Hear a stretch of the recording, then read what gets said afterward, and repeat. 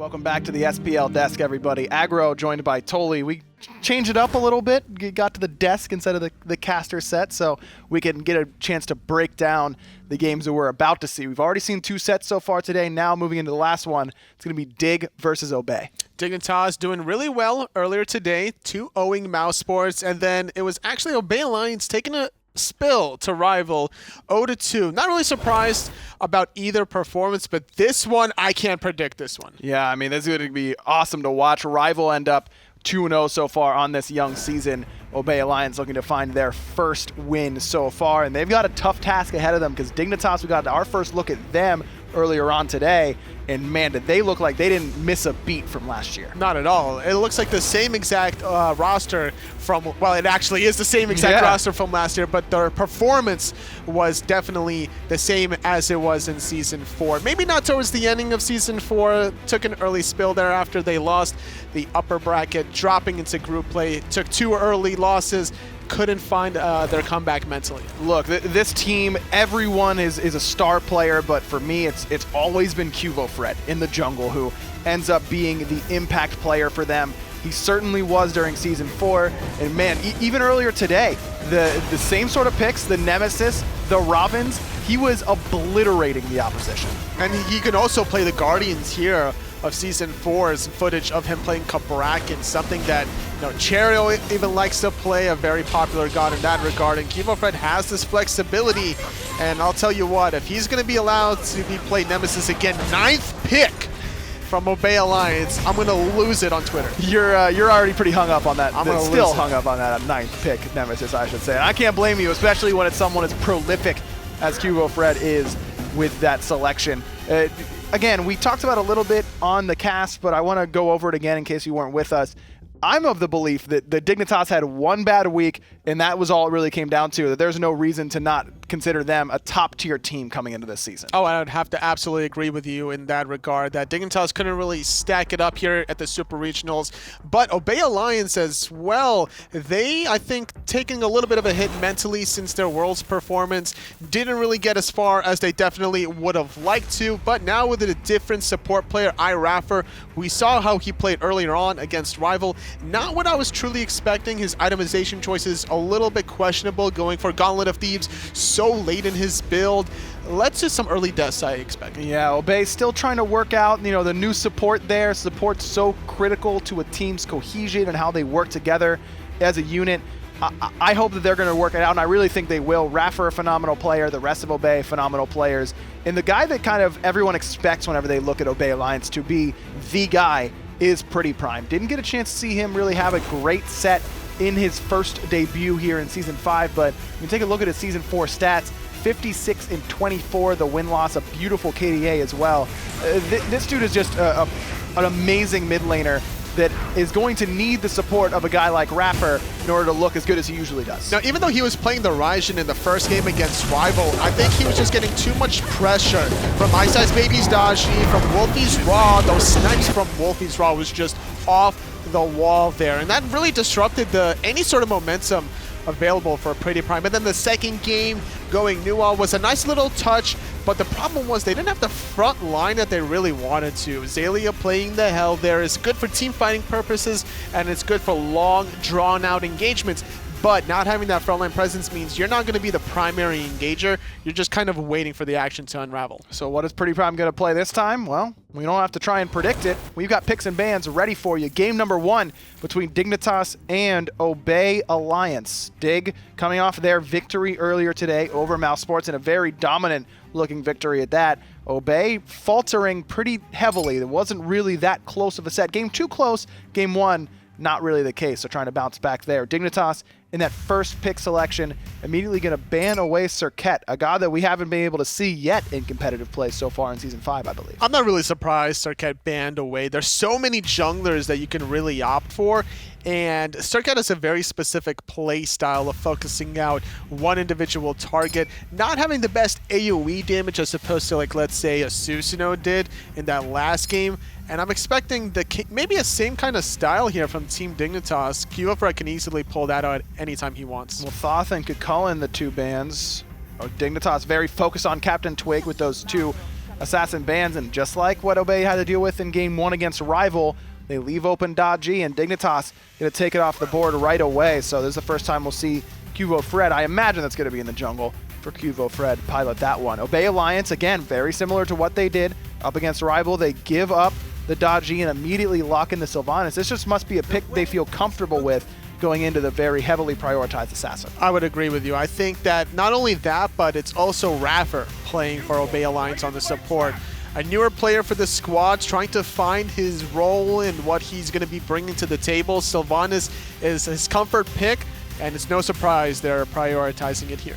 Well, there you go. Ullr, Discordia, the 2 picks. So we were kind of theorizing earlier that maybe Dignitas was picking Discordia early on to try and keep it away from big man Tings in their setup against Mouse Sports, but here clearly still value it as a pick, picking it even though that PrettyPriMe has already gone for his Giannis. Discordia is just such a solid pick, honestly, for Dignitas. That Strife is so annoying to siege into, to walk around the jungle side. If you don't have vision entirely lit up like a Christmas tree on the mini-map, then that Discordia can easily surprise you. Neath picked here by Obey Alliance very early on as well. I mean, we can assume that's going to be in the duo lane. They already have Giannis, so it's not going to be Neath mid.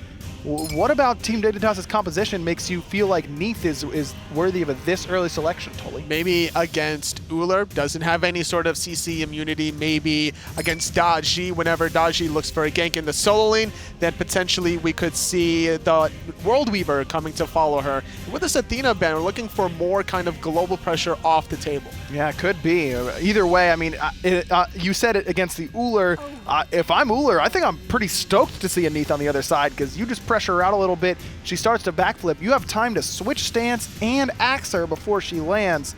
Going to be tough, but Arachne the pick here. Okay. So we saw this from CaptainTwig earlier. Didn't work out perfectly, but I don't mind the run back here. Arachne, one of those characters that, again, going up against Dodgy 1v1, can have some success there. It's very possible, but there's got to be more of a factor than just isolating the enemy jungler, whether it's pre-5 or post-5.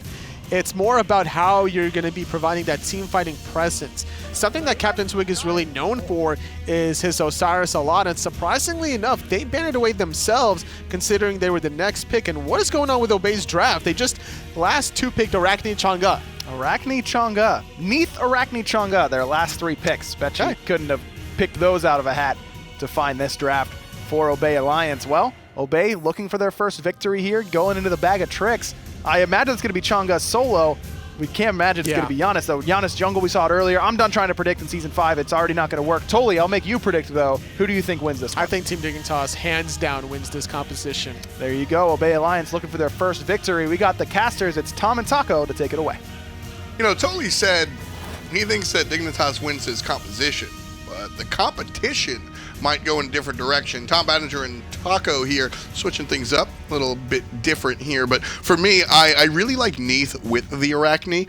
I've always liked how Neath can set up for characters like Arachne or Ao Kuang with that long-range ultimate. I'm actually a pretty big fan of the draft that Obey has opted for in this second set because of the fact that it's very utility heavy, and a lot of the pieces that are very core to making sure the draft works rely on each other, and that is always a really cool feature to see whenever teams bring it out. Goes to show whether or not they have developed enough team synergy to really keep their comms clear enough to actually coordinate all those abilities at the proper moments. A lot of those ultimates, particularly the Neath ultimate, is going to be very crucial, it seems, as far as finding those necessary picks to get that Arachne and the Chang'e going. That's the key. It's all about the communication here for these teams, and really got to see how that Neath is going to fit into the big picture. Will it be enough to let Obey and everybody on that team win, or is it going to be Dignitas with their more traditional? Not just a rhetorical question, actually answer it for me in chat, please, and thank you. And we'll get right into the game. Team Dignitas grouping up as 5. Obey Alliance spread out on their side of the map. Sorry, I had to take a moment to step down there. Don't want to fall, but speaking of this 5-man grouping from Team Dignitas, it seems as though lot... Look at this. They're behind enemy lines, essentially. And they're going to catch somebody. Who that somebody is a different story. but we'll certainly keep an eye on where they're going to go. Now, finally spreading out. You can see the pings coming out. Team Dignitas are going to start by invading the enemy jungle. We'll see how that one works out. 3 players still grouped up on the right-hand side. Left side, 2 players, a little bit more traditional, not heading into the lane. But we're seeing kind of a standard setup. Xaliea will be on that Chang'e, as Ryan did predict. Over there in the solo lane. iRaffer on the Sylvanas. Kind of standard. But I'm really excited to see this, the Neath, CaptainTwig, and Xaliea combination. Play a long-range Neath ultimate from across the map. Put somebody in their tracks. Lets CaptainTwig capitalize off of it. And then Xaliea can play cleanup. I think it's a nice setup. A little bit of aggression here early on. Arkkyl and his support leaving iRaffer here between the two of them as the Hunter is nowhere to be seen. It's actually going to be Ataraxia clearing in the mid lane alongside that Giannis to find the red buff. Left side, however, Trixtank and Arkkyl will walk out of the lane looking for the red buff invade. So the pressure that we see Team Dignitas exert on the left side gives them the red buff, and the pressure that we see Obey exert in the mid lane is going to give them the red buff as well. So kind of a, you know, little bit of pressure here, a little bit of pressure there, but either way, something that we're seeing go on. The results are in here, folks. 66%. I think that Team Dignitas are going to continue their winning spree right now. Nice root coming out from iRaffer. And that's going to save his life as he winds up underneath the tower. But this is what I was talking about, was the misbalance of the pressure. Obey specifically sticking to that mid lane, and then Team Dignitas specifically sticking to the left lane. Both get what they wanted, really. Dig got their red buff invaded, so did Obey. So just kind of trading their buffs here. Obey, on the other hand, has to figure out where they're going to go from here, as the Arachne is going to go ahead and look for an invade of her own. Big eyes on this Arachne. Didn't work out for CaptainTwig earlier on, who actually selected it because of a Twitter poll. He said he's going to play the Elo Spooter. So, didn't work out one time. We'll see if it works out a second. Every now and then you just got to try and mixing things up, and that seems to be what Twig's trying to shape up again with this Arachne pick. Didn't really get a chance to see it going in the previous set, but sometimes second time can actually be the charm, and I like the mentality that Obey is still clearly sticking to some of these components that they feel could be very strong for their drafts. And now that they're able to shift things up a little bit more by adding some other sort of sustain, mixing things up with the Xaliea on Chang'e, that's always a very interesting direction to try and take a draft into, because it's such a high risk versus reward pick, especially against the Camazotz. Well, the Chang'e has been very successful in Season 5. Again, I said that the God pool is a little bit wider than we've seen in the past. Actually, if I fix that, the God pool, I think, widened up in the late stages of Season 4. But in the early stages of game number 1, iRaffer takes an early spill. Trixtank and Arkkyl, their aggression pays off. They've been pushing this left lane from the beginning, and they get a kill for it. That's everything that you want to see from your duo lane if you are Dignitas. That's the whole purpose of having this high-pressure hunter paired alongside of a warrior support. You want them to get that kind of pressure against the enemy duo lane, and it's really huge as well because it's Sylvanas that they're fighting into and managing to have so much success against.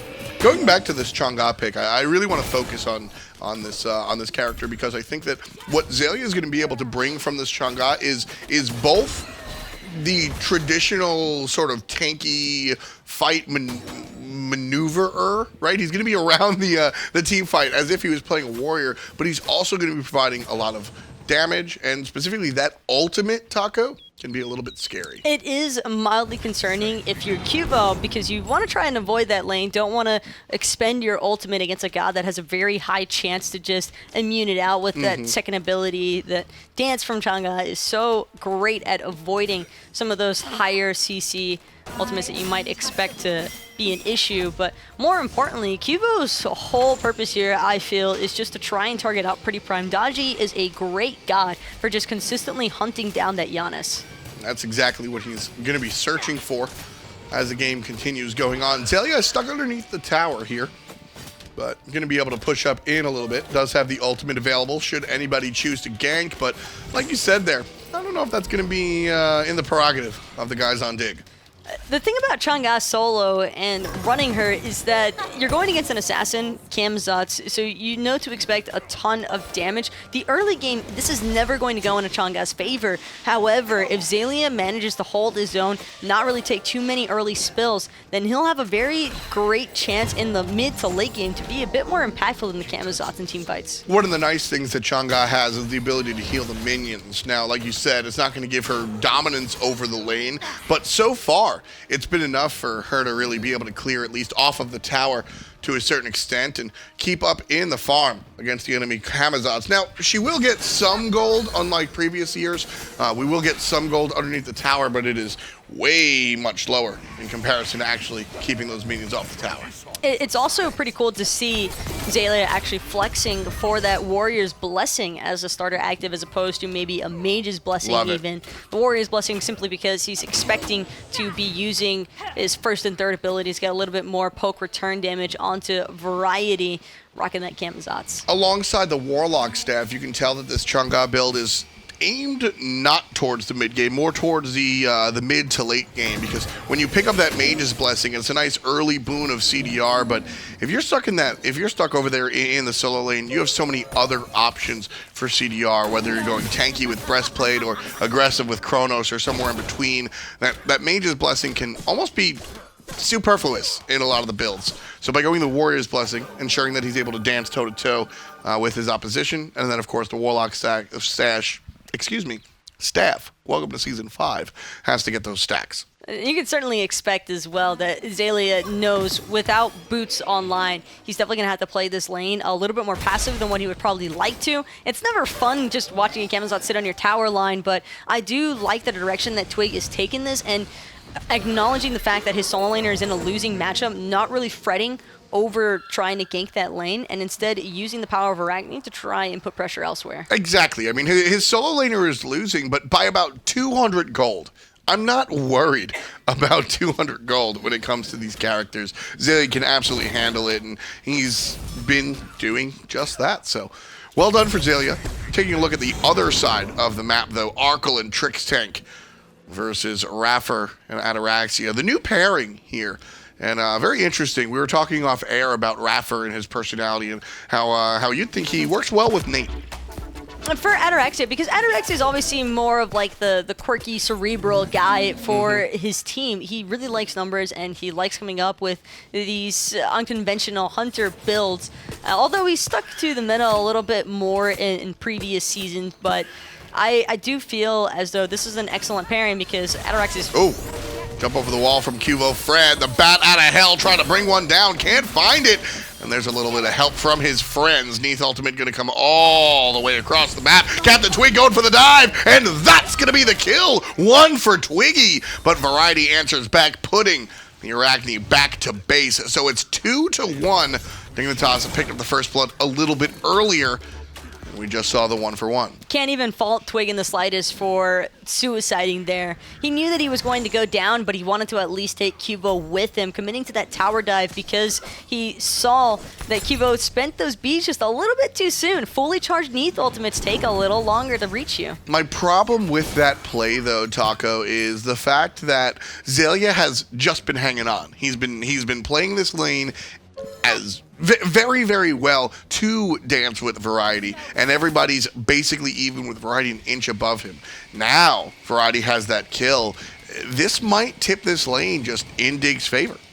It's definitely been tipped slightly to Variety's favor, but I would still say that overall, Obey's got enough presence on their mid and duo sides of the map to still keep even. I think that right now Variety is going to have to be more focused about just trying to find the poke out potential against Xaliea. Xaliea doesn't have to teleport, so he can't just get back to his T1 tower immediately. Before we start seeing any rotations out of Variety, I wanted to see a bigger ambush. That's one of my favorite things about in Season 5 specifically. We've always seen people hide behind the corner or whatever, but in Season 5 there's so many more corners and weird rocks that you can really surprise some players with a whole group of people coming from around the corner. Team Dignitas 3-player strong with the red buff. Invade successful. And we'll see the Hunter pick that one up. However, here comes the jungle and the rest of Obey Alliance. Powwow already activated. Jumping down is QvoFred. Jumping to the safety of a teammate. iRaffer ults. iRaffer dies. Trixtank takes out his direct opposition, the enemy support. And it's the 3rd kill for Team Dig. iRaffer seemed pretty confused for a moment there as to whether or not his team was actually trying to engage onto anybody. Dignitas just had a flawless disengage, and Qvo with some excellent timing on that dodgy ultimate, able to evade any of the CC or damage from the Yanasol. So here's the thing, and if you guys have followed my personal takes throughout the past couple of weeks, I was very high as Ataraxia gets bursted by Arkkyl. I was very excited about this Obey Alliance team with iRaffer, and I said many times that I thought Obey was the better team after the supports trade. Well, if you look at the score lines, Obey has not found success versus Energy, who is very successful. And in retrospect, I think what it comes down to is Gold Fury started by Team Dignitas is that iRaffer is just less of a plug-and-play guy. He relies on his teammates understanding his actions. Speaking of which, Team Dignitas have now secured the first Gold Fury of the game, and no one was even available to try and bother contesting. Obey probably knew that that was happening. They just weren't interested in looking for the fight, especially after how quickly they saw iRaffer get blown up inside of the jungle. It's really dangerous for them to risk putting him any further behind. He's already sitting at level 8, 2 levels behind Trixtank now. And as a Guardian supporter and being Sylvanas, the whole mentality here is to get ahead in the early game, use that to kind of force your way into these jungle fights and put your opposition into really awkward spots, but it seems as though that's pretty much what's happened to him. Right side, we have another ambush. Variety going to be off the mark here. Xaliea, nice ultimate to stun out the enemy twice. Now getting chased underneath the tower. Kamazaz can dive with the best of them. And QvoFred actually gets the hit with the chain, but here comes the response from Obey Alliance. QvoFred taken out by the spider, and CaptainTwig takes his 2nd kill to the bank. Twig's really trying to make this Arachne work. He still wants to keep this chase going onto Variety now. Blink's going to get him out of danger. No problem. I think there was a problem when he had to blink there. Nice stuff. Tower dive left side. Trixtank gets not the stun. Nice ultimate from iRaffer to avoid the crowd control. If iRaffer gets stunned there, Arkkyl easily lets the hail of arrows fly and then takes care of that Sylvanas. But iRaffer with a smart, quick move uses the CC immunity and he gets out of dodge. I like the positioning there from Ataraxia as well. The way that he was hugging that purple buff wall was mostly to ensure that there wasn't anybody wrapping around to try and surprise iRaffer from behind. Arkkyl could have very easily worked his way through that gap to secure the kill, but not if he's met with a Neath first. Well, there's the 3, there's the 1, there's the kill. Arkkyl just had to wait a couple more minutes, rather seconds, to find the 5th kill for Team Dignitas.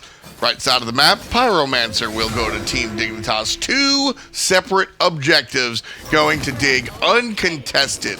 Now, the first time I kind of thought, well, all right, PrettyPriMe blew his ultimate in the team fight that we saw before, so Dig can go ahead and burst it down. Prime's ultimate's still down here, but, I mean, the Pyro uncontested as well? The main issue is just the fact that the duo lane lead disparity is starting to bleed over into the rest of the map. You just have Qvo, who has the leisure of choosing when and where he wants to gank, because Obey are constantly on edge, being very uncertain as to whether or not the jungle is even safe for them to traverse into. A huge part of this as well is just that Neath is so punishable in the duo lane.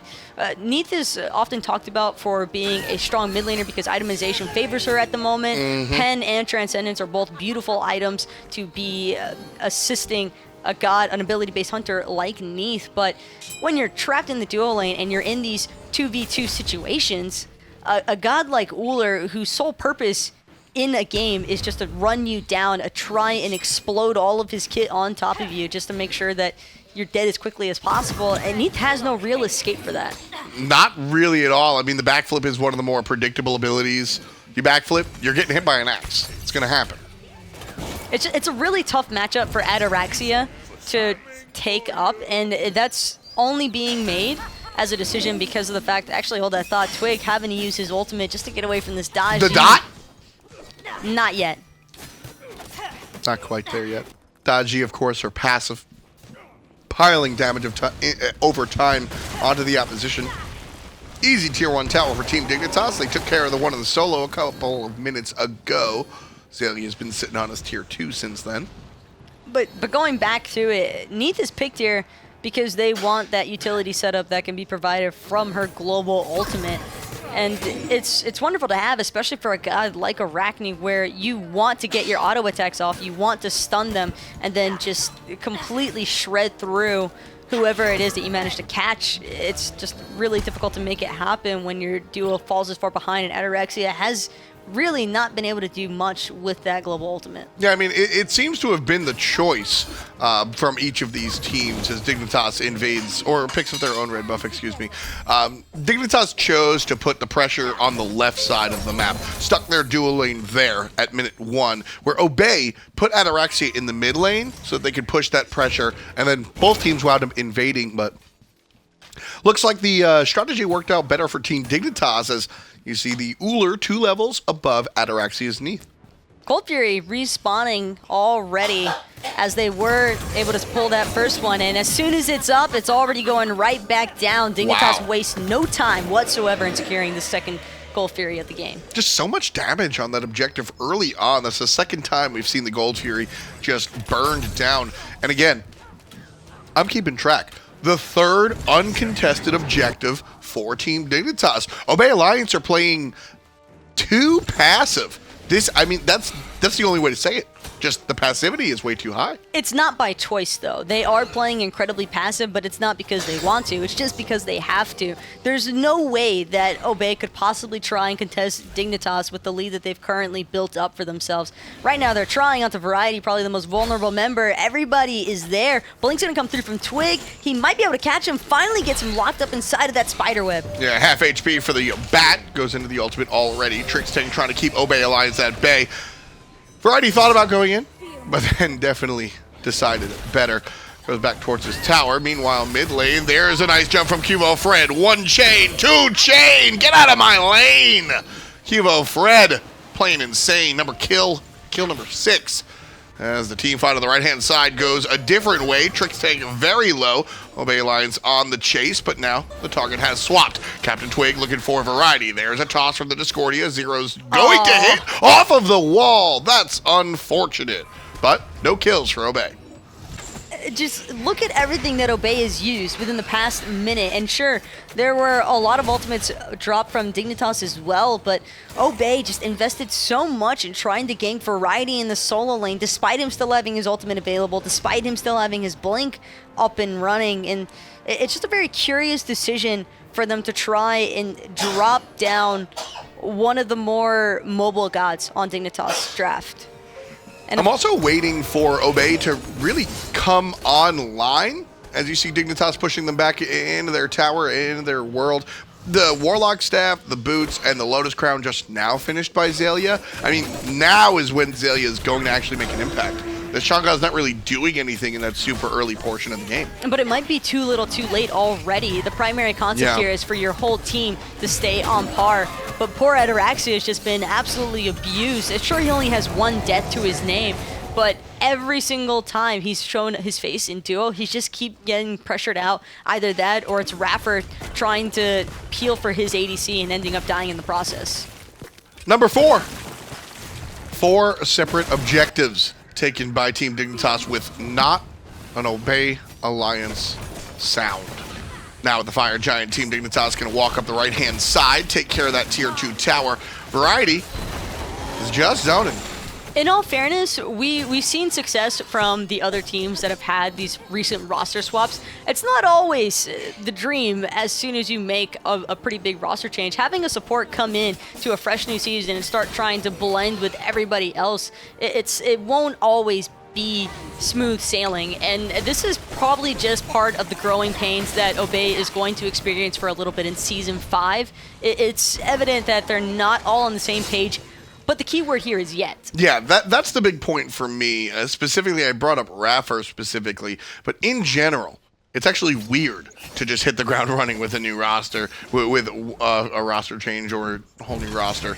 You're going to need some time sort of in the kiln to bake up, and I mentioned it before. iRaffer's play style is very much its feel, and that's a play style that your team has to get used to playing around and seeing when iRaffer is going to go, because iRaffer is the guy that when he sees that opportunity, he's going for it. And with the energy guys, he was able to just go for it, and they'd been playing together for 4 years, so you know what your support's thinking. Obey Alliance and iRaffer have been playing for a couple of months at most, so you have a lot to learn here about your actual teammates. And that can be the difference between night and day, basically, especially when it comes to a competitive level of play, where the slightest mistake is going to punish you so severely. Obey looking to punish Team Dignitas here as they push up on the mid lane. Phoenix, half HP on the Firebird so far. 6-2, read the kills as Team Dignitas have a large lead, over 15,000 gold against their opposition. And so they're able to push pretty much wherever they want. Nice change from the mid to the left-hand side. They've already got the Phoenix down to a hair of HP. It's gone. Xaliea pops the ultimate, and Trixtank's gone. But now CaptainTwig in a little bit of trouble. There's a couple of shots from QvoFred. The beads are good. Team Dignitas on the retreat. Great axe stun there from Arkkyl onto Ataraxia, stopping him from trying to drop any other form of CC onto his teammates. And the price of your support for the best Phoenix in this game, technically, because of the fact that it's the opposite side of where the Fire Giant sits at, that's a pretty huge pickup for Team Dignitas. And so early on as well, they took their lead and they made sure to abuse it during the time period where they can actually take advantage of it, because waiting much longer, you're going to allow this sustained composition from Obey to get online, have some more itemization for themselves, and actually have a chance underneath those Phoenixes for a defense. But that immediate swap from mid to left managed to work out so well, since Dignitas just had both of those waves pushed up. Yeah, I really liked that play. It was beautiful. Do you think they crafted that intentionally, or was that just, hey, there's minions, screw this one, we'll go to the other one? I think they definitely had the waves pushed up. It's very common for players at a competitive level to consistently keep the wave pressure in their favor, because that just means that your team isn't going to have to waste time after securing an objective to go look for a structure. You're going to already have the wave there for you, and those creeps make a pretty big difference as well when you're trying to siege Phoenixes. Even during these earlier stages when you have a massive lead, sometimes it doesn't matter, because even though your lead might be huge, that Phoenix damage still hurts way more early on. Yeah, I mean, it's the combination of the Phoenix damage being put onto the minions, and then of course the removal of the backdoor protections. Flat out, without getting too mathy, you do more damage to a Phoenix when there's a minion underneath the tower. So that's absolutely what these guys are thinking of, and these are some of the things that separate, the highest tier players from your average, even grandmaster, master player, are just having those instincts and just going, I'm not split pushing, I'm just taking this one wave, gotta push it up. This is, everyday meals for the pros, and a lot of the players at home don't really internalize that. And Dignitas is also just smothering Obey Alliance with so much pressure that they hardly even have time to think. The second that they start reacting to pressure on one side of the map, they're immediately getting aggressed on in another section, and that's really difficult to try and respond to when your team is already struggling in terms of gold, in terms of items, and just not having the levels you need in general. Can I be really rudimentary for a second, Taco? Go for it. Dig is just this good.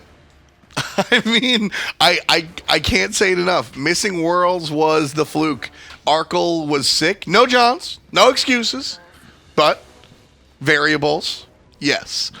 They didn't make it through. They didn't make it 2 worlds through Super Regionals, and there were a lot of questions about if this team was going to stay together, how they would be after missing worlds. You're the #1 team in the world, but you don't even make it to the World Championship. That's got to hurt a little bit, but this is very exciting for me to see Team Dignitas bounce back so actively here, ready to fight. 20,000 in the lead, looking at the mid Phoenix. First impressions can amount to quite a lot, especially in the SPL, and even though Obey hasn't had the greatest of first showings, I still think that they are definitely going to be a team to keep an eye on for the remainder of this season. Yeah, like we said, just more time in the kiln. Bake it up. This is a squad that has to get used to a new support. One of the playmakers right there, looking to be a playmaker himself, is Trixtank, but he's snatched by iRaffer.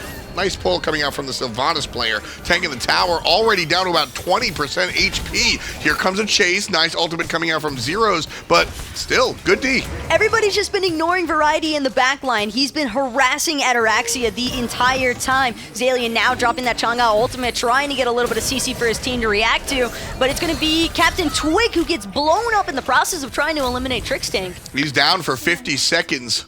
7-3. Team Dignitas take their lead, pushing over. This should be an easy left side Phoenix, if it even exists. Down it goes. 2 birds down, and Team Dignitas gonna leak into the throne room here. I don't know if they can make a final push, but they're certainly thinking about it. They've got a decent amount of fire creeps in that left-hand lane. They'd rather divert the attention over to the right-hand side. They want those fire creeps to push in, forcing Obey to come to them. That way that Titan takes a little bit of damage from those minions. Again, keeping those waves pushed up. Just Smite 101 for these guys. 4 players. Right side. Variety again. Behind everyone. Just being an absolute nuisance. iRaffer with a hair of HP. Nobody cares about the Sylvanas. They're looking at the Phoenix and they're looking at the carries. The discipline from Dignitas to focus entirely on that Phoenix despite having a free kill onto iRaffer had they chosen to do so. That's what makes a difference between these top tier caliber teams. QvoFred gets one, QvoFred gets another. Elo Spooter is not looking like Elo today. Not gonna be the case. There's the Titan.